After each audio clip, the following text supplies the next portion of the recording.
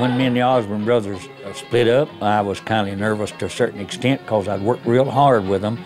We had something going that ain't nobody else could top us, I don't think. Then I got a hold of Paul Williams and J.D. Crowe. I said, well, I'm going to have to go through all this stuff again. So when I got Paul and J.D., there come to rehearsing 2 and 3 hours every day till we got her down there just like we wanted it, to get her runs and back each other and where everything fit. We left Detroit and went to Shreveport, Louisiana in 1958. A show down there called the Louisiana Hayride on radio station KWKH. Another fine country-style group from Detroit, Michigan, coming out right now, name of Jimmy Martin and his Sonny Mountain Boys. That's Jimmy right there in the middle. Thank you so much, Frank. It's awful nice to be down here at the good old Hayride. You know, this is my first time to ever get to visit this thing down here. We're proud to have you here tonight, Jimmy. Buddy, you're looking good, too. Thank you very much. You're looking awful short to me tonight. We're going to do you one called Hip Parade of Love.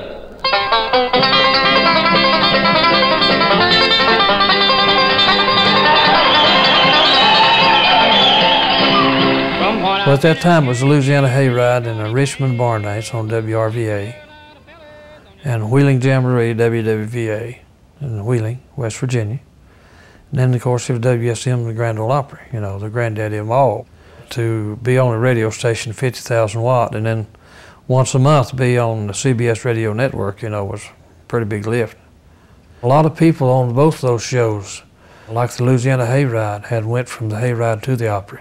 I'd give an ocean of diamonds, a world filled with flowers. While on the Hayride, Jimmy's recordings were hitting the airwaves throughout the South and Southwest. He was getting great radio play with songs such as Ocean of Diamonds and Sophrony. Then in December of 1958, Rock Hearts became his first recording to break into the Billboard country charts, peaking at number 14. The sound of that time, Jimmy Martin, Paul Williams, J.D. Crowe, Sonny Mountain Boys, I believe that sound just came together. Jimmy's always had a distinctive lick on the flat top. J.D.'s banjo work, if you listen to his banjo on the Jimmy Martin recordings, that banjo is just about saying the words. I think Paul's voice matched Jimmy's just to a T. Every little breath, everything they did was together, and it was natural. You know, and that's what made the playing a lot of fun. And then when I sung baritone with him, I knew it was there the same way every time. It was not ever any different. It was the same way that it was on the record. And we did it that way on stage.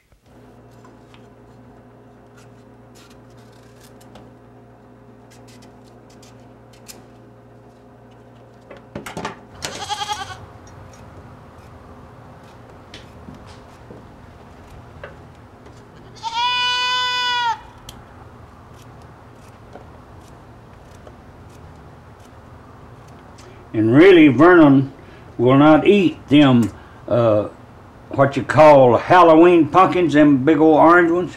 He'll only eat them farm country pumpkins like I was growing up in Sneedville, Tennessee. Them old homegrown pumpkins is the only thing that Vernon will eat. So that's saying he's a pretty doggone good goat. What do you say, Vernon?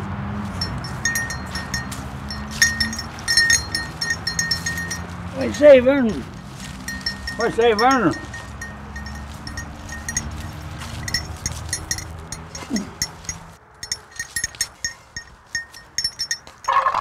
They give me this goat for birthday, and I didn't know nobody to name him except Vernon Derrick.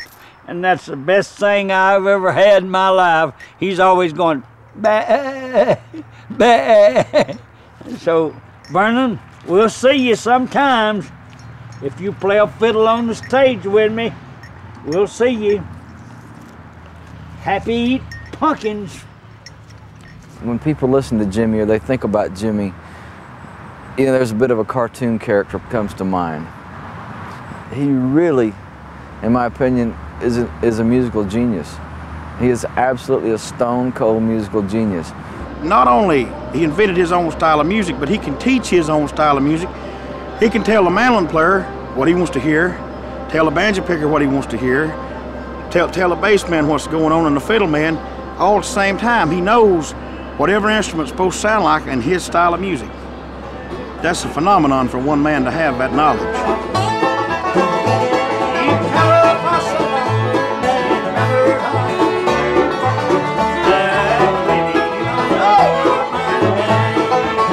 Jimmy taught me so many nuances about show business and about how to play my banjo and get it across to the audience. How to get that across, how to get into your break, and how to, the timing of it, and where to put the emphasis and why. You know, why would you emphasize, why do you need dynamics here? Why don't you just go through it like a typewriter? Well, you can't do it that way to make it sound good.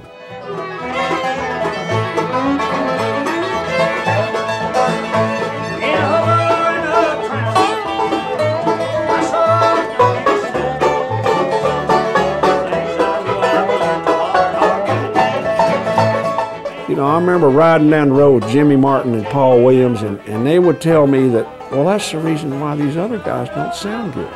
That's why we sound better than they do, because they don't know what we know. They don't know how to get that rhythm and that timing and that drive and that tone. They don't know why we sound the way we do. And they would like to sound the way we do, but they can't. You know, when you work for Jimmy, he wanted you to play his music the way he wanted it played.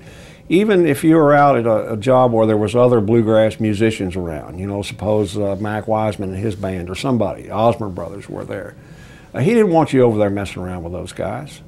You know, he said, you know what you ought to be doing rather than doing that? You ought to be back in the dressing room there practicing my stuff. Because if you think you've got it right, you don't. Let's hear you do the Fire on the Mountain now.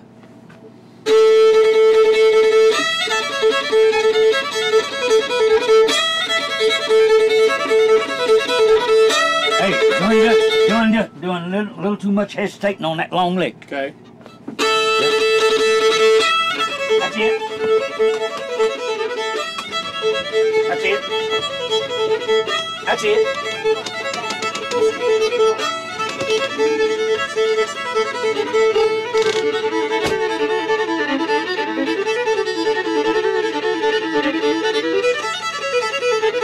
You want there too? Okay.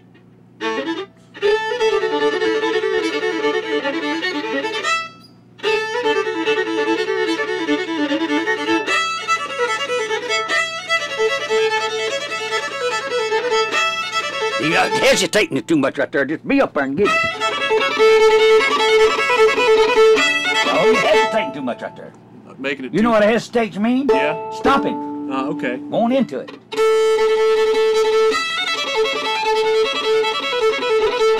You're stopping too much and starting out right there. Okay. Going into it. Going into it. Oh, stop it again. You know what he's doing there? Too much hesitating right there. Don't hesitate there.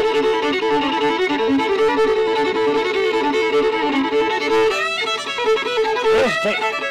Stops and starts out there too much, or be there.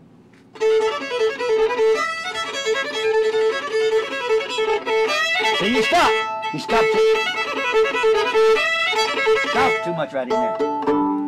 Got to zip it right on in there. You're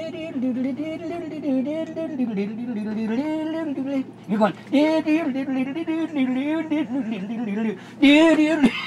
That's what you're doing now. Okay. It's cooler out here than it is on this buffalo.